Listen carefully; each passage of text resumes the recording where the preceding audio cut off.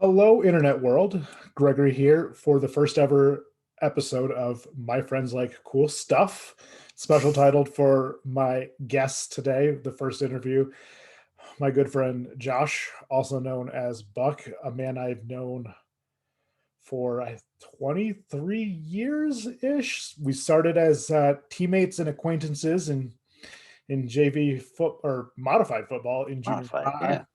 And I'd say like our friendship kind of grew organically from there over the years.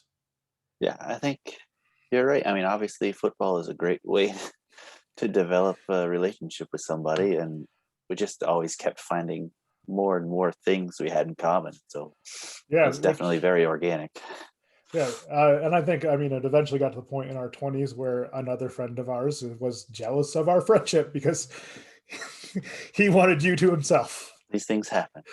Uh, but yeah, the in common when I approached you about this because you were the first person on my YouTube morning show, we were just discussing all the things we could talk about. And as I've been lining up other people, I've been clear that it doesn't have to be something I like. I want to know what you guys like. But with you and I, we could do a 22 episode Yeah, series on this. yeah. So 24-hour telethon here. Whatever we have in common. yeah, for sure. And for this first one, you picked a topic that is as appropriate as it possibly can get. Live shows versus live stream shows. And as more and more shows are being announced as things open up, live stream shows are still going. I see artists send a lot of them all the time, and I think you're kind of the perfect person to talk to about this. I was trying to think of who I've seen the most shows with, and I think you might be second in that list, to only like Chirp. I have a lot of people that I've seen two or three shows with, including your lovely wife, who I think I've seen three with, at least two. I was trying to think of, we've seen at least seven together, I think. The first one being the Trues and the Tragically Hip. Oh Uh, yeah, that was a good one. yeah, I don't remember if that was in Watertown or Yeah, Syracuse, yeah, but that was Watertown. Watertown. Yep. Yeah, and of course, if you don't know Canadian rock bands, those might miss you. But I'm Look them up. that was the first and only time I got to see the Hip. Rest in peace, Gordy. So I'm glad we went to that one. We saw Matthew Good, another Canadian Oh guy, yeah, that was a good one. That was Rochester, Rochester. Yep. Gambino in Buffalo. Yep. We That saw, was was it, against me in Pittsburgh. yeah, New Year's Eve. That was fun against like Laura Jane Grace ringing in the New Year. Jimmy Eat World in Pittsburgh as well. And Chili Peppers. We saw, Oh yeah, in Ottawa. yeah, Ottawa, and then All American Rejects as well at That was Clarkson University. yeah, yeah. Yeah, so No, we've seen a few. it traveled most of New York State and several others, I guess. Yeah, and of course, yeah, you've been to. I've seen shows with you in New York and Pennsylvania and Canada, but I know you've traveled to even beyond that for shows. How many states Yeah. do you think you've seen shows in at this point? Uh, well, I suppose really the only other one. No, I've been to Massachusetts, so at least four different states. I've been to a couple in Boston. I saw.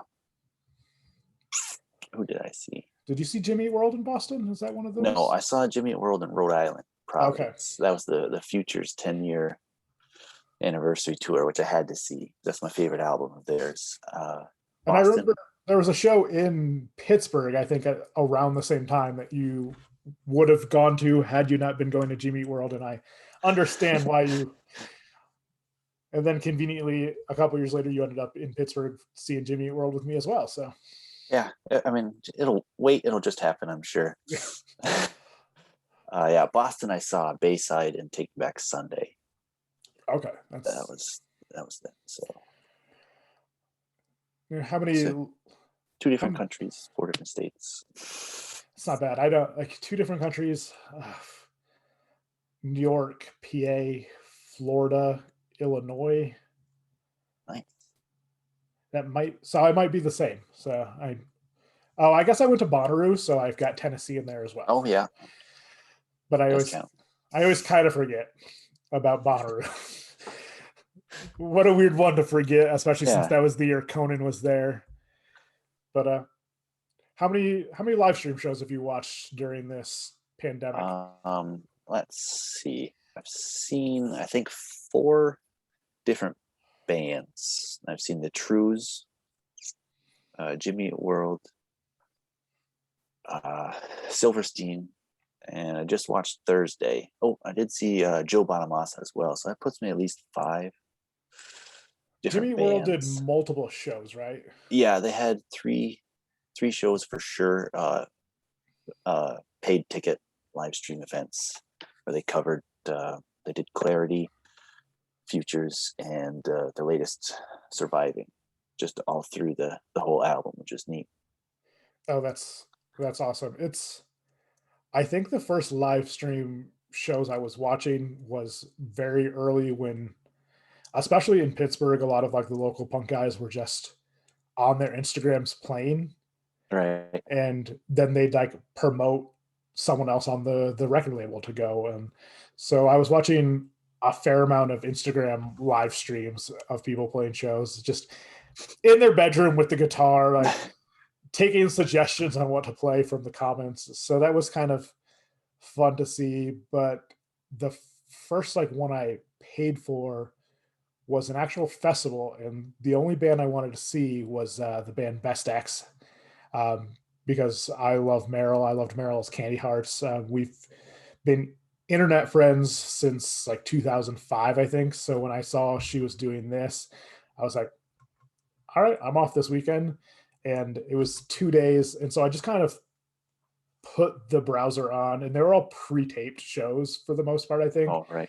But it was just there's a couple artists I like that ended up on my Spotify playlist right away. So it's just kind of nice. And I think part of the ticket went to donations, which I know a lot of them are Yeah. doing. Frank Turner did a lot of Instagram stuff and paid stuff. I caught he did Disney covers on his Instagram, which was fun. So, and all his were to raise money for independent venues, which is great. And Yeah. uh, the Mountain Goats have done several like Silver Lakes where they get together and play. So it's been an interesting experience. I think my favorite was the Wonder Years because they always do the tour in October where they do covers as a band. Oh, that's cool. And they did Blink 182, and instead of the band just all coming out, they split into two different trios, and each trio did a Blink 182 set. Then they played a full set, which is always impressive that they do that in general. And then they got together and did like a Blink 182 encore as well, and they rented out an arena and like they paid their old crew to be there for them. So that was just a wonderful gesture from Yeah, those that's really guys. cool. A real fun show. And I think for the most part, the live streams when it's actually live and not like a recorded like thing, there's a lot of interaction too with the people commenting, and I've appreciated that. It's not quite the same as being at a concert, but All right. it's nice with that interaction. What have your experiences been so far? I just remembered another band that I did see. It's Emery. They've been doing a lot of live stuff. Um, I guess I have mixed feelings about it. Um, Obviously, the ease of access is a big plus. Because first of all, the tickets are usually pretty cheap. They're averaging like $15, and you don't have to travel anywhere. So that makes it easy, especially because where I am, I have to travel to see anybody. Yes. Um, you are well aware of that. Um, and I think also part of the ease of access is a lot of them are on demand afterwards, so you don't have to be there at Friday at 7 p.m. You can watch it Saturday night if you're ready. One of the biggest drawbacks I've had with them is mostly it's like audio quality. Usually the production has been really great. It's just I can pretty much only watch it through my TV and when my son is asleep.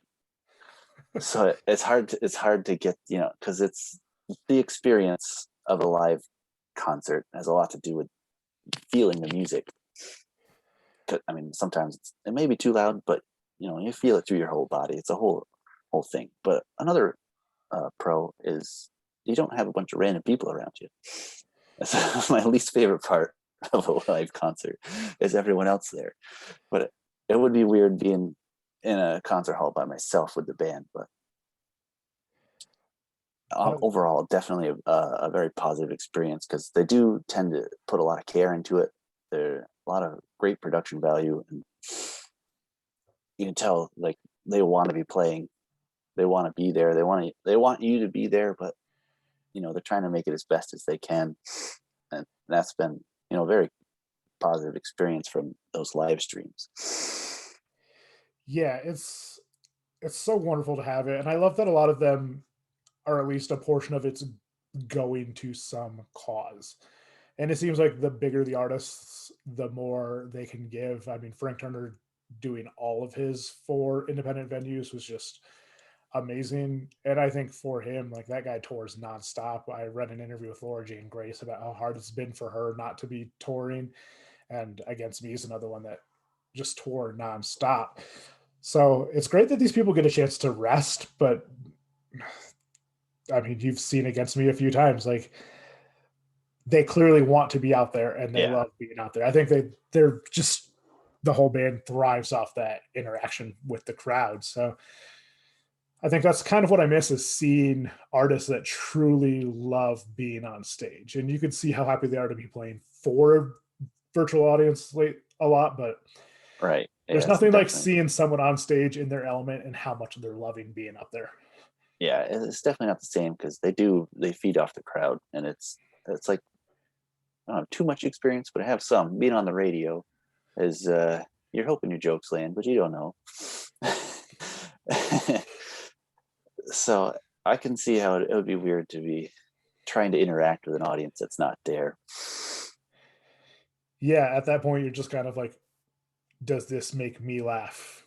Do I enjoy this story? And you just hope that the audience is at least semi right with you. Are they just pretending to laugh because you're famous or something, Especially there's so many artists out there that the story between the songs is an essential part of their act. Like, this is the mood I was in, or this is my favorite. Last time I was here, I played this and you guys loved it. Yeah. You don't get you get talking on these live streams, but it's not the same because it's not the same. They're not telling their story based on the energy of the crowd. So yeah, I remember this one concert I saw Paramore I saw them in Rochester, but a few years before I saw them in Buffalo, and she was talking about, I'm pretty sure she was referenced the show I was actually at. It's like, I remember I was over here and these guys didn't raise their fists in the air when I asked them to, but you guys are, that's awesome. I thought that like stuff like that doesn't happen because you are gonna have a completely different experience even within New York from Rochester to Buffalo. Like, just people are different, so like you're gonna have a different experience, and it's fun seeing and hearing that from the artists themselves. I saw Spoon, who, as you know, I love Spoon. I've seen them several times, but I saw them the first time I saw them in Pittsburgh. They'd played like back-to-back shows in New York City like the nights before, and it was a nearly sold out crowd, but somehow in this auditorium that didn't have standing room, they put us in the orchestra in standing room. So it was probably a fire hazard. So I think there was like 30 seats up in the balcony that didn't sell, but I'm like, well, there's 60 of us in a spot where there's room for 20. So this essentially is a sellout. But Britt Daniels was so thankful for the energy of the crowd and so positive. And it was just in my mind, it blew my mind that he could have a better experience playing just outside of Pittsburgh than in New York City. But it was a nearly packed place that was there to see them and right. feeling that. And that makes a difference. And it's got to weigh on them when they're playing for a video camera.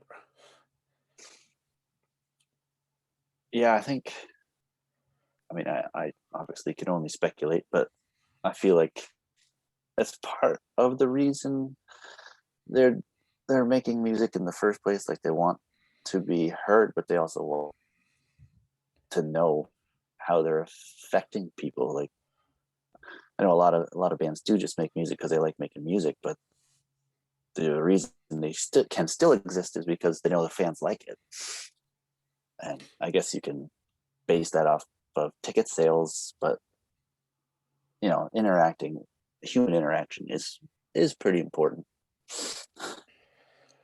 Now, you mentioned having to watch these live streams after your son is in bed. Have you guys discussed at what age you'll start taking him to shows? Because I know you guys are both showgoers. I've traveled with both of you to shows, and you've traveled to me for a show. So, We haven't really, not seriously, I guess. We have it in passing. I remember it was an Emery show in Rochester, and there was a kid there.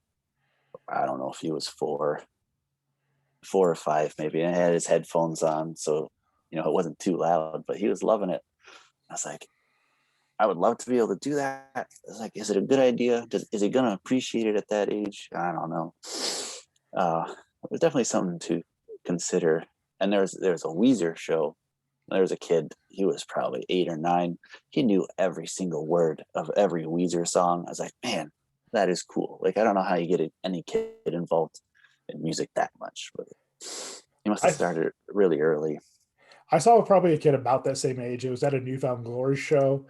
Nice. And I'm not a big New Found Glory fan, but the ticket was free. And I was like, well, I like them enough for a free ticket. Oh, And yeah. they, like, not being a big fan, I could just say, honestly, they put on a hell of a live show. But yeah, no, there was a kid, knew every word to every song they're playing. And I'm like, I know the covers they do. But this kid was those are fun. This kid was so into it. I think I've seen a similar thing. Frank Turner was one. There's a group of kids that were there and just loving it. And I was like, man, either these kids are so much cooler than I was at the age, or their parents are doing something really right. Right. But of course, with the pandemic, I guess there's not a lot of opportunity for the topic to come up for you guys because it's not like there's a show to go to. We pretty much, it comes up a lot with this. We usually see Jimmy Eat World, like it works out almost once a year. It's like, it's been so long. Like we need to go see him again. It's like, when's the first concert for my son? I don't know, but if it were up to me, it would probably be pretty soon. But I mean, he's 2 right now, so he really definitely wouldn't get it. But it's gonna be a little while before we can go see a live concert anyway. Yeah, it really is. Have you guys looked at any live shows as they're starting to get announced? Yeah. Boy, what just came out? I'm drawing a blank right now, but the biggest one I saw was it was a festival down in like Alabama. I was like, I know I'm not gonna go to that one, but it had a lot of bands I would like to see. Was that the Shaky Knees by chance? No. Okay. I forget what it was called too. I'm drawing a blank. Oh, there's somebody who's coming to Buffalo. Oh, it was May. Okay. Yeah, I saw them in college. However many years ago that was, and I was about to say, I don't think I've thought about May since about that time. So. I followed them pretty well. I really like their style and how they do things, and they recently came out with a new album. I guess it was 2019, if I remember correctly. So I've been anxious for them to come back touring. If I remember correctly, they played the Northeast a lot back in the day. So yeah, I want to say they're from like Virginia, if I wanted to guess. So it's not too far for them. But that's just a guess.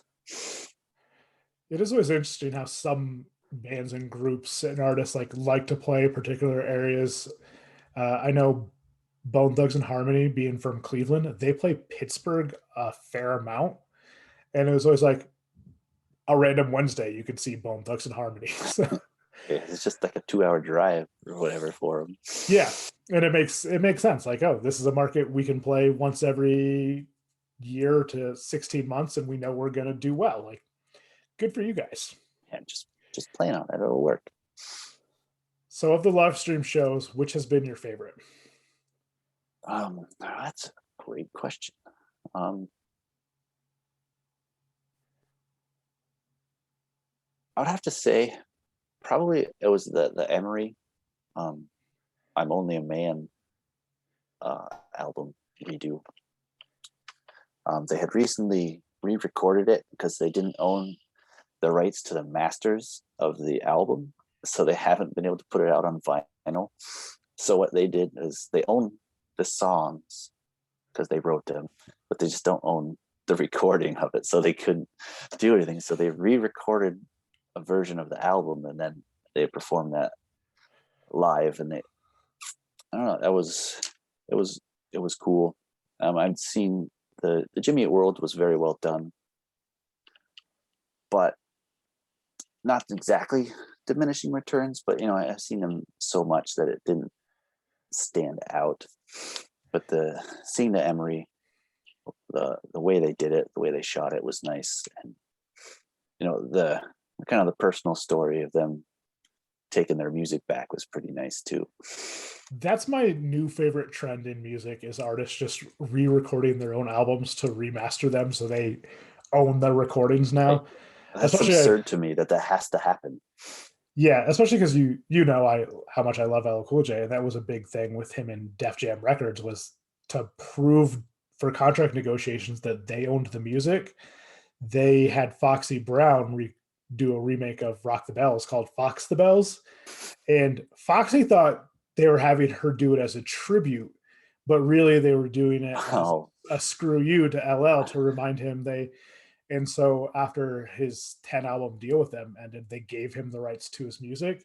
And that's like such a big thing because if you remember, like the Beatles don't own their music. Michael right. Jackson's Michael Jackson estate owns the music. Beatles. Yeah. So it's been a great thing to see these artists take it. Like I don't want to disparage all record companies because there are some great ones out there that do Right. some great music and help artists, but yeah, the record label's not playing ball with you, especially if it's something I want to release it on vinyl. Right. It's only going to be record sales, like literally. Yeah. Yeah. And I know vinyl's not the cheapest thing to have done up, but you do a small release and see how it does, and then Right.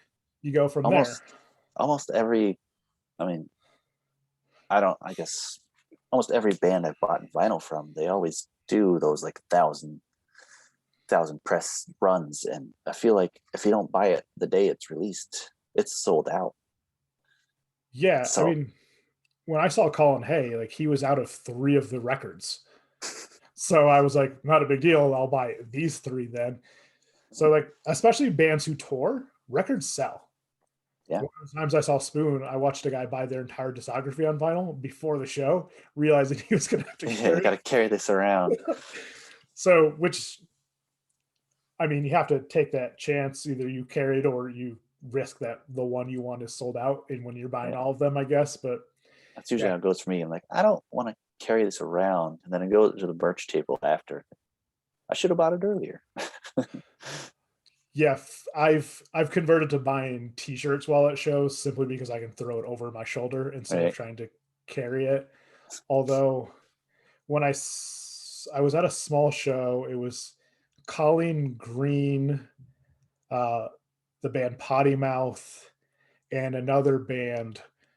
But uh, I was going to see Potty Mouth. I love Potty Mouth. I saw him open for Against Me one time, and just phenomenal pop punk. And it was a $17 show, and I was like, okay. But Colleen Green was the only one sitting at the merch table. Everyone else just had someone else, and I was like, Right. we're kind of walking by because it wasn't too far from the bar. And so the friend I was with and we start talking to her, and she's so charismatic that not only do I buy all 3 records, but she'd recovered Blink 182's Dude Ranch on cassette, but the cassette wasn't ready yet. So she was just taking like a pre order for it. Taking orders. So I spent $70 at her merch table. And then the friend I was with doesn't have Venmo or PayPal, and she wasn't taking cards. So he's like, can you just grab these for me? So I ended up spending, he bought, he didn't buy the cassette, but he bought the 3 records. And so I ended up spending $150 at her merch table really quick. And then we're stuck, but he wanted to buy a Potty Mouth record. So he bought a Potty Mouth record and pillowcase. So we put all the merchandise in the In the pillowcase. pillowcase. And we Smart. just spent the night passing the pillowcase back and forth. It was so great. I can't say I've ever seen a pillowcase sold at a concert. I like that. That's smart though. Yeah, I mean, they sold at least merchant it. one that night. So yeah, no one had a record tote, so he bought a pillowcase. That's not a bad idea either. Yeah, clever on his part. So actually, that was the place we saw Jimmy Eat World together in Pittsburgh. It was the upstairs venue of that place. So Oh, yeah, so there's 2 shows going on, which is really nice that they have that. But yeah, live music, I miss it so much. yeah, me too. I think oddly enough, the next live show I'll be at is next. The only thing I have planned right now, anyway, is next April for the Kesha cruise, which was supposed to be this fall but got pushed back still, Right. just to be safe.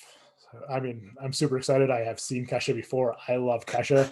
Ali and AJ are going to be there, and I listened to the new album. It's not like my favorite, but it's pretty solid. So also, I just miss live music. I think Lindsey Sterling is in Denver at Red Rocks, so That's cool. live music is alone a reason to go see her. But man, who are you most excited to see when they start touring again? Well, it's probably going to be Jimmy Eat World. It's just a thing. Like me and my wife, just that's something we definitely bond over. Is just when are we going to see Jimmy again? I'd like to see. I'm really hoping to see May. I haven't seen them in a while. It's been. I don't know if I want to count how many years it's been, but I'd like to see. I don't know if there's a band. I don't have a new list. I don't have a new list of bands I haven't seen yet. I gotta work on that. I think Jimmy Eat World would be my top search for live music. I have to say, I'm kind of surprised you don't have a ready list of bands you haven't seen. This is a discussion we've had many times over the years. I know I'm gonna call it a win because I've seen all of them that I want to. It's not in the top of my like, man, I need to see these guys, but something to work on because well, and you're so always willing to travel to see shows. It helps because if you just stayed Messina, you never dwindle your list down. Yeah, the list would probably just grow longer. Yeah. I think locally, the All American Rejects with You is the only show I saw within like an hour radius ever. I used to go to Canton University. Our friend Bruce would put on shows there. I've seen a couple bands that were able to, put out records and stuff that I've heard otherwise. And I did see, I saw Gym Class Heroes there. I can't. I remember Gym Class Heroes playing there, but I didn't make the trip to go see them. And I guess now that I think about it, also in Canton, but at St. Lawrence University, I saw Jamie, the frontman from Jasmine and Lynn Project. He was just doing a couple colleges because he's from Burlington. Oh, so yeah. He was doing some colleges with a friend from Burlington who plays the guitar. And that was fun. So it wasn't Jasmine and Lynn Project themselves, but then I also saw Medeski, Martin Wood, and Potsdam. So I guess I've seen a couple like shows more in the local Northern New York area, but no one major. Obviously, I remember when the Roots played up in the area was like the big thing, but that was a big thing. I didn't get a chance to make it. I think the best part about that is I don't know how many people who went actually knew who the Roots were. They just wanted to go. All right. And our buddy Tim sent me a message on AOL Instant Messenger, because that's how old we are, that they covered an LL Cool J track and I missed it. And I was like, man. That would happen. And of course, I've seen you play in concert at Panacea Fest, so I Uh, forgot that was the name of that. Canexia yes, Fest. a 2-year festival, and then Well, it died. hey, at least it happened. Yeah, it did happen, and it was a good time. What would you say, not counting Jimmy Eat World, would be your favorite show? Hmm. Favorite show?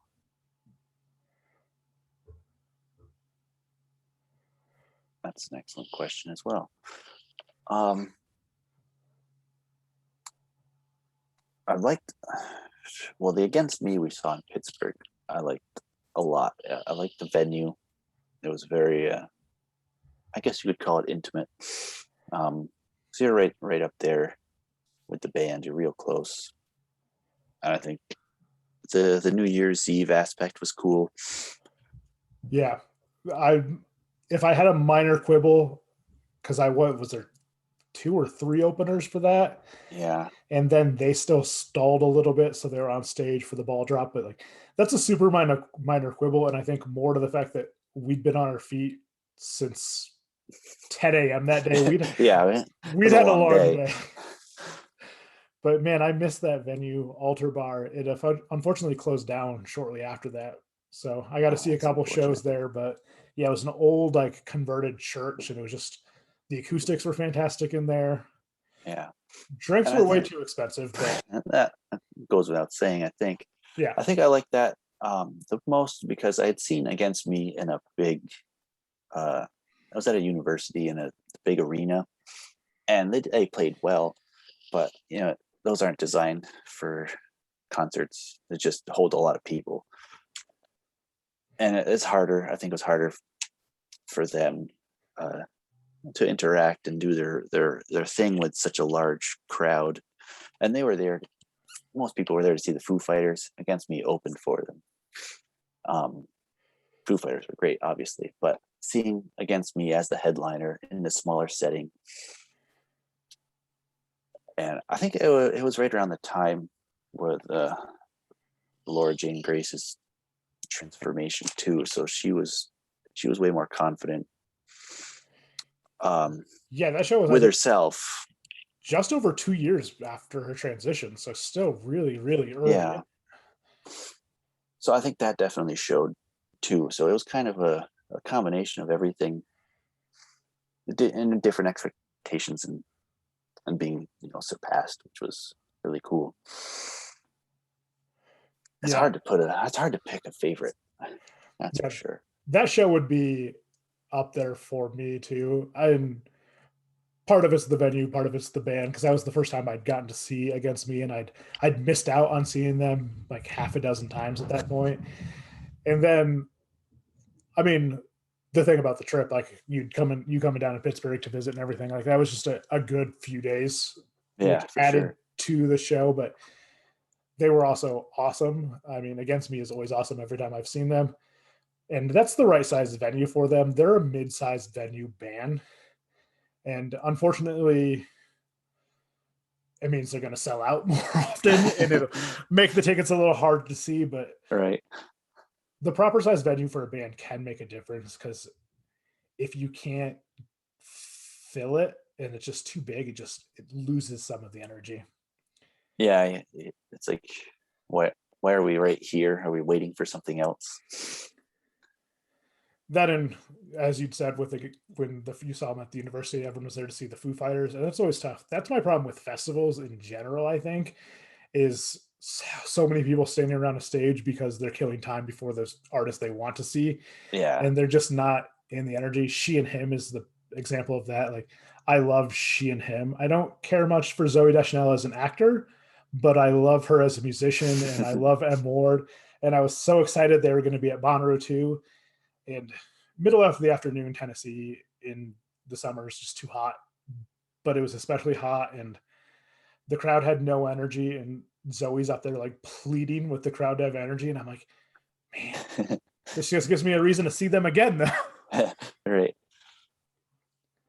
Yeah, that's the hard part of the festival thing is I feel like there's always a condensed set, and then there's always just the other people who aren't there for that band. Like they're just trying to get a good seat for the next, or a good spot for the next 2 hours so they can see who they want to see.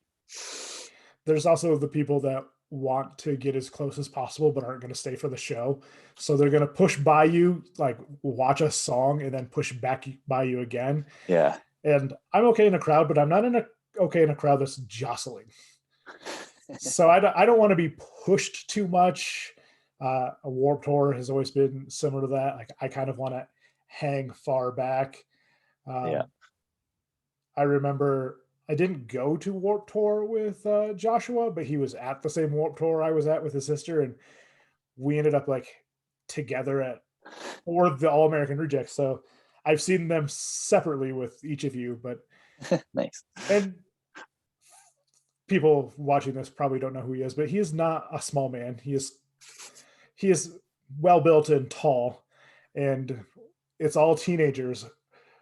But when All Again or the All American Rejects started, you just see him float through the crowd as he's being pushed away, and it was the same. Like a mosh pit for the All American Rejects was a weird thing anyway.